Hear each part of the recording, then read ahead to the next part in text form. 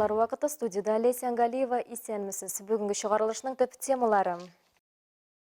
Ознакайда ел нәтижелеріне йомғак ясалды. Муниципаль район башлығы Марсель Шайдуллин җирле масса күләм мәгълүмат чаралары вәкилләре белән очрашты. Ул районының социаль-икътисади үсешенә, шулай ук иҗтимагый проблемаларга кагышлы 2 дистәгә якын сорауга җавап бирде. Иң мөһим вакыйгалар турында сөйләде.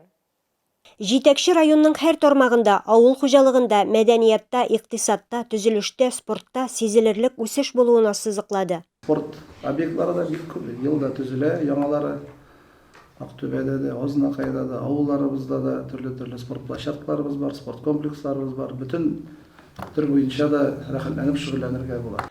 Конференция барышында район башлыгы шулай ук сәнәгать предприятие эшчәнлегенә дә бәя биреп узды. Төрле заводлары дип әйттем бит инде, сахароза буенча тагын полипропиленнар буенча анда заводлар булачак. Төзелеш материаллары буенча анда барысы бер 500-дән артыграк эш урыны булдырыла, Алла берсе. Соңгы елларда шәһәрне төзекләндерү буенча да зур эшләр башкарылган. Мәгариф өлкәсендә яңа проектлар тормышка ашырыла. Буларның һәммәсендә дә Татнефть компаниясының роле зур дип билгеләде җитәкче.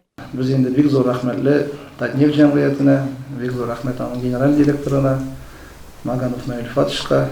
Украинада барган махсус операция Ознакай районында читләп үтмәде. Ватанны сакларга районнан 100-дән артык ир-егет озатылган. Бүгенге көндә игътибар мобилизацияләнүчеләрнең гаиләләренә юнәлтелгән. Самое главное, чтобы они живыми, здоровыми вернулись с победой. Это вот для нас самое главное, все мы переживаем за них. Районда алып барылган эшкә бәяне халык үзе бирә диде район башлыгы һәм масса күләм мәгълүмат чаралары вәкилләренә алда уңышлар теләде. Ознакайда бүтән әйбер бар, тырышып эшләргә генә кирәк. Булай оешмаларыбыз менә барысы да эшләп килә. Аларга инде менә җитәкчеләребезгә, депутатларыбызга бик зур рәхмәт. Әлмәт спортчылары һәм тренерларның уртак эше тырышлыгы нәтиҗәсен һәр даим ишетеп күреп торабыз. Ничә ел рәттән калабыз Татарстанның масса күләм физкультура сәламәтләндерү эше буенча иң яхшы шәһәр номинациясендә бүләкләнә. Ел саен калабыз көрәшчеләре спорт мастеры кандидаты була. Илебезнең җыелма командасы составына керә. Әлмәтнең спорт тормышын ел дәвамында Алина Хәсәншина күзәтте. Калабызда атна сайын төрле спорт төрләре буенча ярышлар уза. Уртача айга бер тапкыр республика күләм ярышларын Әлмәт кабул итә. 10 гыйнварда гына эш атнасын башлап, инде 15 көнне Татнефть спорт комплексында грек-рим көрәше буенча Татарстан Республикасы беренчелеге узган иде. Не зря мы выбрали Альметьев для местом проведения этих соревнований, потому что у нас Альмет всегда является одним из флагманов в Республике Татарстан по проведению и по результатам спортсменов. Чыннан да, быел Әлмәт көрәшчеләренең уңышлы чыгышлары һәм җиңүләре шактый булды. Мисал өчен, Олимпия резервындагы спорт мәктәбендә ирекле көрәш белән шөгыльләнүче Арина Алексеева ел дәвамында уңышлы чыгыш ясады һәм калабыз данын еракларга таратты. На протяжении 2 лет я занимаюсь вольной борьбой. Очень все внезапно меня это затянуло. Например, в этом году мы побывали на первенстве Республики Татарстан в городе Заинск. Я завоевала 1-е место, тем самым выполнила кандидат в мастера спорта. 11 ел грек-рим көрәше белән шөгыльләнүче Адель Насибуллин февраль башында спорт мастеры исеменә лаеклы булды. Егет келәмдә шахматта кебек көндәш өчен дә уйларга кирәк ди. Этот вид спорта дает мне уверенность в себе, постоять за себя, за близких. Все возможные физические качества разбивают, умственные способности, все развивает. Все дает этот вид спорта мне. Әлмәтле Хакимҗан Давронов көненә 3 тренировка узып, ил беренчелегендә призер була. Спортчылар хакында кайгыртуда, үсеп килүче әлмәтләрдә сәламәт яшәү рәвешен пропагандалау, спорт белән шөгыльләнүне тормыш юлдашы итү максатыннан тырыш көрәшчеләр район башлыгы Тимур Нагуманов та кунакта булды. Ил күләм турнирлар оештырганда безнең Нефть башкаласына бик теләп чит регионнардан да спортчылар килә. Май азагында юбилейный спорт сараенда грек-рим көрәше буенча 26-нчы Бөтен Россия турниры узды. Спорт дөньясы өчен мөһим булган ярышлар күп санлы танылган спортчылар, дөнья һәм Олимпия уеннары чемпионнарын җыйды. Татнефть призларына үткәрелгән турнир Беларусь спортчыларын да кабул итте. Мы привезли состав молодежной сборной Беларуси, не полный состав, приехало 6 человек. Ребята на сегодняшний день тут показывают достойную борьбу. Борьба очень, конечно, сложная, потому что представители России довольно-таки серьезные ребята. Июль азагы август башында Әлмәттә триатлон буенча Россия чемпионаты да узды. Калабызга триатлон элитасы илебезнең иң көчле ир-атлары һәм хатын-кызлары, дөнья, Европа чемпионнары, Олимпия уеннары катнашучылары җыелды. Олимпия резервындагы спорт мәктәбендә ирекле көрәш белән шөгыльләнүче кызлар өчен 2022 ел чыннан да бик нәтиҗәле булды. Бүген Әлмәтнең 3 спортчысы барлыгы 30 кешедән торган илнең җыелма команда составына керә. В сборную России я попала с тех пор, когда заняла 3-е место в Раменском. И на этих соревнованиях в Смоленске я подтвердила свой результат. И, наверное, быть в сборной России – это очень ответственно. Әлбәттә, ирекле көрәш белән шөгыльләнүче кызларның нәтиҗәләре тренерлары Эдуард Гаджиев һәм Эльмира Нафисуллиның бердәм эше нәтиҗәсе. Коллектив, тренеры и сами спортсменки сделали в этом году рывок развития. То есть это итог большой работы.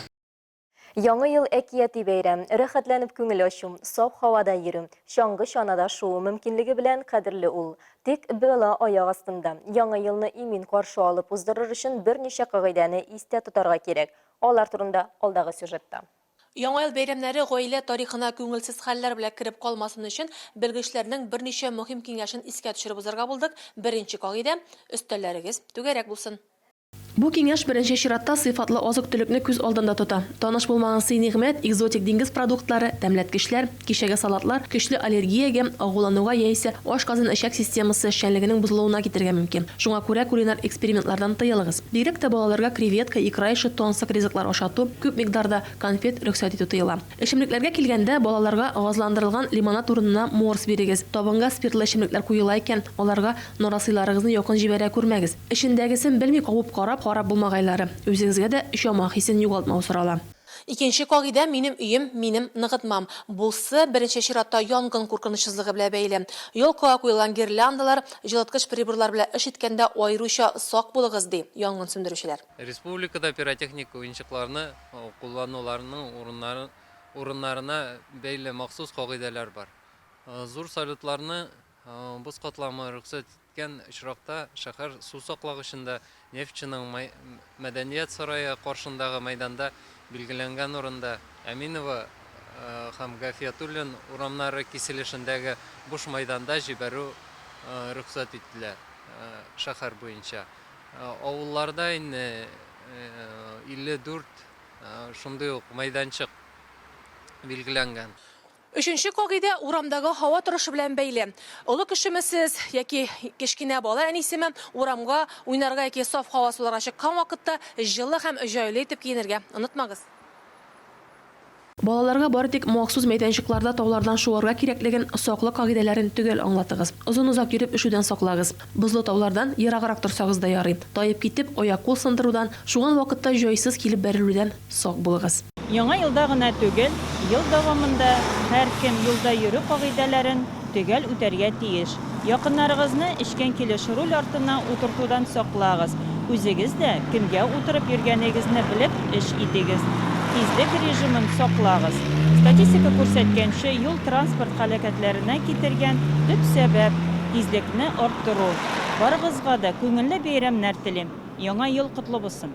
Каникул чорына Калабыз хастаханәләренең эш графикын искәртеп үтәбез. Агымдагы елның 31 декабрьдән 8 январьына кадәр Әлмәт стационарлары, бала тудыру йорты һәм гинекология стационары тәүлек буе эшли. Пациентларны больницага салу территориаль принцип буенча башкарыла. 31 декабрьдә район үзе хастаханәсе 8 сәгатьтән 18 сәгатькә, 1 январьда 8-дән 14 сәгатькә кадәр эшли. Балалар һәм олылар поликлиникалары 9-дан 16 сәгатькә эшләячәк. 3 һәм 6 январьда терапевтлар һәм педиатлар белән бергә тар профильле белгечләрдә кабул итәчәк. Хатын-кызлар консультациясе нибары 2 көн, 3 һәм 6 январьда гына эшли. Стоматология 31 декабрьдә, 2 һәм 7 январьда 9-13 сәгатьтә, 3-6 январьда 8-13 сәгатьтә кабул итәчәк. Әлмәт медсанчасти 31 декабрь, 2-4 һәм 6 январь 8-дән 15 сәгатькәчә, калган көннәрдә 8-дән 13 сәгатькәчә кадәр эшли. Тәүлек буе травматология пунктлары яшәү урынына карамастан беренчел мөрәҗәгатьләре булган пациентларны кабул итәргә әзер. Әлмәтлеләр сорау буенча 1 январьда 1 маршрут троллейбусы 6-дан, Урсалыдан 2 автобус һәм ТСРКның 4 автобусы сәгать 7-дә кузгала. 31 декабрьдән 8 январьга кадәр шәһәр пассажир транспорты ял көне графигы буенча эшләячәк. Яңа ел төрендә соңгы троллейбуслар депога 22 сәгать 17 минутта кайтачак. Яңа елга барлык эшләрне дә төгәлләп керү күпләр өчен мөһим шарт. Bizning телекомпания bizde şunu iste tutam. Beyram aldı, yıl davamında ötkərilген проектларга нәтиже ясалды. 2022 yıl Luch telekompaniyasında Selamet Yaşav yılı deb ilan etildi. Bosh muharrir Larissa Kruk sözlerince elgi proyekt kısa vaqtqa gına oylanılgan bolsa da öz xizmatkarlarыбызның qatnaşu tomoshachılarda zo'r qiziqsini uyatqash yıl boyuna sozildi. Kimdir proyektdan tushib qoldi, kimdir üsteldi. Наблюдаю за проектом, который вы создали, и не перестаю восхищаться этими женщинами, которые ставят перед собой цель. Her qatnaşuchi bo'lakka loyiq, har birisi o'zincha tirishdi.